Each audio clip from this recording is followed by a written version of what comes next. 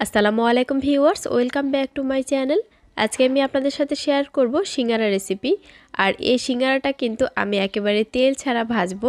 তেল ছাড়া কিভাবে পারফেক্টভাবে সিঙ্গারা ভাজা যায় সেই পদ্ধতিটাই কিন্তু আজকে আপনাদের সাথে শেয়ার করব। তেল ছাড়া যে কোনো খাবারই কিন্তু স্বাস্থ্যসম্মত। আশা করছি আজকের রেসিপিটা আপনাদের কাছে ভালো লাগবে। ভালো লাগলে ভিডিওতে একটি লাইক দিবেন এবং কমেন্ট করে আপনার মতামত জানাবেন। প্রথমেই এখানে একটা বাটিতে নিয়ে নিচ্ছি 1 কাপ পরিমাণ ময়দা। আপনারা চাইলে আটা দিয়েও কিন্তু এই রেসিপিটা তৈরি করতে পারবেন। এর মধ্যে দিয়ে দিচ্ছি হাফ চা চামচ পরিমাণ কালি জিরা, আর দিয়ে দিচ্ছি স্বাদমতো লবণ, আর দিয়ে দিচ্ছি 1 টেবিল চামচ পরিমাণ সয়াবিন তেল। এবারে তেলটাকে ময়দার সাথে একটু ভালো করে ডোলে মিক্স করে নিচ্ছি। তো তেলটাকে ভালো করে মিশিয়ে নিয়েছি। এখন এর সাথে অল্প অল্প করে নর্মাল পানি অ্যাড করে দিচ্ছি। পানিটাকে অল্প করে দিয়ে এভাবে করে আমি একটা ডো তৈরি করে নিব। আর এই ডোটা কিন্তু নরম হবে না, এই ডোটা মোটামুটি টাইট একটা ডো হবে। দেখতেই পাচ্ছেন আমি ডোটাকে কেমন করে তৈরি করে নিয়েছি। তো এখন আমি এটা ঢাকনা দিয়ে ঢেকে রাখবো 10 মিনিটের জন্য। এখানে আমি 3টা আলু কেটে ধুয়ে সিদ্ধ করে নিয়েছি, আর এগুলোকে আমি খোসা ছাড়িয়ে নিয়েছি। এবারে আলুটাকে আমি হাত দিয়ে একটু ম্যাশ করে নিব। আর এই আলুটা কিন্তু খুব বেশি মিহি করার প্রয়োজন নেই, এটা একটু দানা দানা টাইপ থাকবে, ওইভাবেই কিন্তু এটাকে ম্যাশ করে নিতে হবে। তো আমি আলুটাকে ম্যাশ করে নিয়েছি। এবারে চুলায় আমি একটা ফ্রাই প্যান বসিয়ে দিয়েছি, আর এর মধ্যে 1.5 চা চামচ পরিমাণ তেল দিয়ে দিচ্ছি। এখন এই তেলের মধ্যে দিয়ে দিচ্ছি 1 চা চামচ পরিমাণ আস্ত পাঁচফোড়ন। এটা দিলে খুব সুন্দর একটা ঘ্রাণ আসবে, আর আপনারা চাইলে কিন্তু স্কিপও করতে পারেন। এবারে এর সাথে দিয়ে দিচ্ছি পেঁয়াজ কুচি। আমি এখানে বড় সাইজের একটা পেঁয়াজ কুচি করে নিয়েছি। পেঁয়াজটাকে একটু ভেজে নিচ্ছি। তো পেঁয়াজটা ভেজে নিয়েছি। এখন এর সাথে দিয়ে দিচ্ছি 1 চা চামচ পরিমাণ আদা রসুন বাটা। আদা রসুনটাকেও তেলের মধ্যে একটু ভেজে নিচ্ছি। এখন দিয়ে দিচ্ছি হাফ চা চামচ পরিমাণ হলুদের গুঁড়া, হাফ চা চামচ পরিমাণ দিয়ে দিচ্ছি ভাজা জিরার গুঁড়া, আর দিচ্ছি হাফ চা চামচ পরিমাণ গরম মশলা গুঁড়া, দিয়ে দিচ্ছি স্বাদমতো লবণ, দিয়ে দিচ্ছি চিলি ফ্লেক্স হাফ চা চামচ পরিমাণ, দিয়ে দিচ্ছি লাল মরিচের গুঁড়া হাফ চা চামচ পরিমাণ। ঝালটা কিন্তু আপনাদের পছন্দ অনুযায়ী দিবেন। আমি চিলি ফ্লেক্স এবং লাল মরিচের গুঁড়া দুইটাই ব্যবহার করেছি। আপনারা চাইলে যে কোনো একটা ব্যবহার করতে পারেন, অথবা কাঁচামরিচও ব্যবহার করতে পারেন। এখন আমি মশলার মধ্যে হালকা একটু পানি দিয়ে দিচ্ছি। পানিটা দিয়ে মশলাটাকে একটু কষিয়ে নিচ্ছি। পানিটা না দিলে মশলাটা পুড়ে যাবে, যেহেতু তেল একেবারেই কম দিয়েছি। তো মশলাটাকে কষিয়ে নিয়েছি। এখন এর মধ্যে আলুটা দিয়ে দিচ্ছি। এখন আলুর সাথে মশলাটাকে ভালো করে মিশিয়ে নিচ্ছি। চুলার আঁচটা মিডিয়াম করে দিয়ে আলুটাকে মশলার মধ্যে ভালো করে ভেজে নেব। তো আলুটা হয়ে গেছে প্রায়। এখন লাস্ট পর্যায়ে এর মধ্যে আমি দিয়ে দিচ্ছি ধনেপাতা কুচি, আর লবণটা চেক করে নিয়েছি। ধনেপাতাটাকে ভালো করে মিশিয়ে নিলাম। এবার আরেকটু নেড়ে নিলাম, আর এর মধ্যেই কিন্তু আলুর পুরটা রেডি হয়ে গেছে। এখন আমি এটা চুলা থেকে নামিয়ে নিব। এইবারে আমি এখানে ডোটাকে নিয়ে নিয়েছি, আর এই ডো থেকে আমি কয়েকটা লেচি কেটে নেব। আমি এখানে 5টা লেচি কেটে নিয়েছি, আর এগুলোকে আমি এখন বেলে নেব একটা করে, আর বাকিগুলোকে ঢেকে রাখবো। আর এই লেচিটাকে বেলে নেওয়ার জন্য আমি এর মধ্যে আর কোনো রকম ময়দা বা তেল ব্যবহার করব না, এমনিতেই কিন্তু খুব সুন্দরভাবে বেলে নেওয়া যাবে। আপনারা চাইলে কিন্তু এর মধ্যে হালকা একটু তেল দিয়ে বেলে নিতে পারেন যদি লেগে যায়।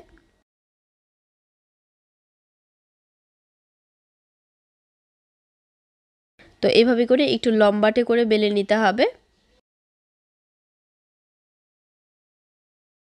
এখন আমি এখান থেকে মাঝ বরাবর এভাবে করে 2টা ভাগ করে নিব। 2টা ভাগ করে নিয়েছি, আর এটা কতটুকু পাতলা করেছি সেটা দেখিয়ে দিচ্ছি। তো এখন আমি এখানে পানি নিয়ে নিয়েছি, আর আলুর পুরটাকে নিয়ে নিয়েছি। এবারে আমি এখানে একটা ভাগ নিয়ে নিয়েছি হাতে নিয়ে, এরপরে এইভাবে যে সমান অংশটা আছে সেখান থেকে এইভাবে করে একটা ভাঁজ করে নিচ্ছি। এর উপরে একটু পানি লাগিয়ে নিচ্ছি, এটা আঠার কাজ করবে। এরপরে অপর সাইডটা উপরে একটু বসিয়ে দিচ্ছি। এটা কিন্তু দেখলেই আপনারা পারবেন কিভাবে সিঙ্গারার ভাঁজটা করতে হয়। এরপরে হাতের মধ্যে এভাবে করে নিয়ে আর এখানে কিন্তু একটা পকেটের মতো হয়েছে। আর এই পকেটের মধ্যে আমি এখন আলুর পুরটাকে দিয়ে দেব। কিছুটা আলুর পুর দিয়ে এভাবে করে একটু চেপে দিচ্ছি। এরপরে সব সাইডে এভাবে করে একটু পানি লাগিয়ে দিচ্ছি। এবারে এই সাইডটাকে এনে অপর সাইডের সাথে এভাবে করে লাগিয়ে দিতে হবে।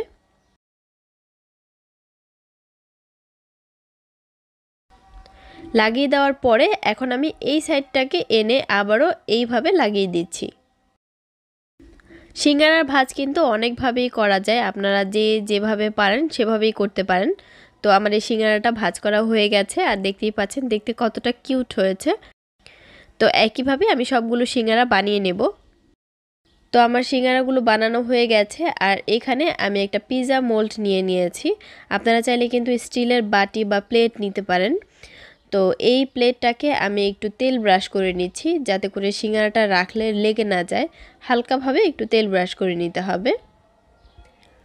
তো এখন আমি এর উপরে সিঙ্গারাগুলোকে এভাবে করে বসিয়ে দিচ্ছি।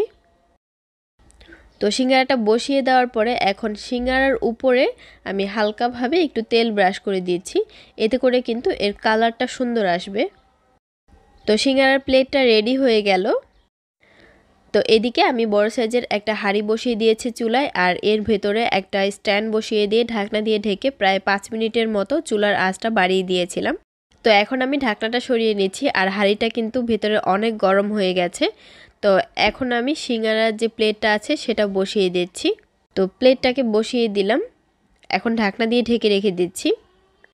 চুলার আঁচটা মিডিয়াম টু হাই করে দিতে হবে। তো আমি প্রায় 10 মিনিট পরে ফিরে এসেছি আর মাঝখানে কিন্তু আমি ভেতরে একটা কাগজ বসিয়ে দিয়েছিলাম।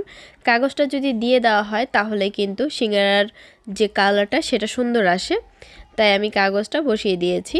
তো 10 মিনিট পরে এখন আমি সিঙ্গারাগুলোকে একটু উল্টে দিচ্ছি। দেখতেই পাচ্ছেন নিচের কালারটা কিন্তু সুন্দর এসেছে। এইভাবে করে একটু পরপর উল্টে দিতে হবে। তো এভাবে করে উল্টে দিয়ে ঢাকনা দিয়ে ঢেকে দিচ্ছি। আবারও 5 মিনিট পরে ঢাকনাটা সরিয়ে নিচ্ছি আর এবারে উল্টে পাল্টে দিচ্ছি। এভাবে করে 5 মিনিট পর পর সিঙ্গারাগুলোকে উল্টে পাল্টে দিতে হবে, এতে করে সিঙ্গারাগুলো সব জায়গায় কুক হবে ভালো করে আর সুন্দর কালার আসবে। তো আমি 5 মিনিট পর পর এভাবে করে উল্টে দিচ্ছি। তো এখন আবারও আমি সিঙ্গারাগুলোকে দেখে নিচ্ছি আর এবারে কিন্তু খুব সুন্দর কালার এসেছে আর সিঙ্গারাগুলো কিন্তু কুক হয়ে গেছে। এখন আমি আপনাদেরকে তুলে দেখিয়ে দিচ্ছি। দেখতেই পাচ্ছেন সবগুলো সিঙ্গারায় কিন্তু সুন্দর কালার এসেছে আর কুক হয়ে গেছে। এখন আমি এগুলোকে চুলা থেকে নামিয়ে নেব। সিঙ্গারাগুলোকে চুলা থেকে নামিয়ে নিয়েছি আর এর কালারটা দেখতেই পাচ্ছেন তেলে ভাজার মতোই কিন্তু খুব সুন্দর কালার এসেছে। আর এই সিঙ্গারাগুলো কিন্তু তেলে ভাজা যে সিঙ্গারাগুলো আছে তার থেকে টেস্টে কোনো অংশে কম নয়। তো আমি এখন একটা সিঙ্গারা ভেঙে দেখিয়ে দিচ্ছি। সিঙ্গারাটা কিন্তু উপরে খুব মচমচে হয়েছে আর ভেতরটাও কিন্তু খুব সুন্দরভাবে কুক হয়েছে। খেতে যেমন ভালো লাগে তেমনি কিন্তু দেখতেও সুন্দর। আশা করছি এভাবে করে আপনারাও বাসায় ট্রাই করবেন আর ট্রাই করে কেমন হয়েছে আমার কমেন্ট বক্সে জানিয়ে দেবেন। আজকের রেসিপিটা যদি ভালো লাগে তাহলে ভিডিওতে একটি লাইক দিবেন, কমেন্ট করে আপনার মতামত জানাবেন আর আমার ইউটিউব চ্যানেলটা সাবস্ক্রাইব করবেন। যারা ফেসবুক পেজ থেকে দেখছেন তারা ফেসবুক পেজে অবশ্যই একটি লাইক দিয়ে দিবেন এবং ফলো দিয়ে দিবেন। সবাই ভালো থাকবেন। আল্লাহ হাফেজ।